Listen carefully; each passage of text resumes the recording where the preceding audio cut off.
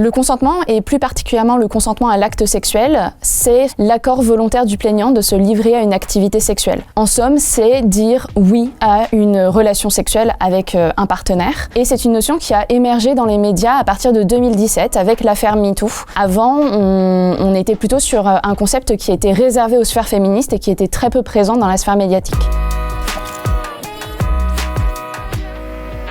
Avant, les femmes appartenaient aux hommes et donc n'étaient pas conceptualisées comme pouvant consentir. Une relation sexuelle dans le mariage, c'était obligatoire. Avant, c'était un viol réalisé à l'encontre du père, parce qu'on prenait la virginité. Après, c'était contre l'époux, avec l'adultère. Et c'est en 1992 seulement que le viol conjugal rentre dans la loi et devient un crime.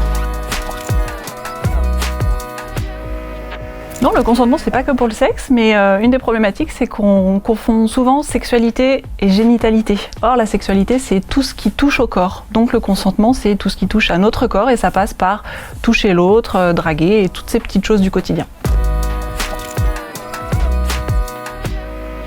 Évidemment que non, ça concerne aussi les hommes et les hommes en relation homosexuelle et en relation hétérosexuelle.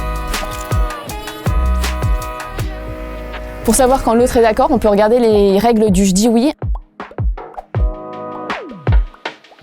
Un jeu qui a été mis en place par Amnesty International avec la collaboration du youtubeur Guillaume. Oui, c'est souvent assez limité parce que le consentement est trop souvent présenté comme quelque chose de simple, de binaire et d'unilatéral, comme si dans la relation, il fallait qu'il y ait une seule personne qui réponde oui ou non. Or, la sexualité, c'est beaucoup plus complexe que ça et c'est une relation de désir mutuel où il doit vraiment y avoir le respect des deux. Donc c'est beaucoup plus intéressant en fait de parler de réciprocité parce que dans cette notion de réciprocité, on entend tout de suite la relation à deux.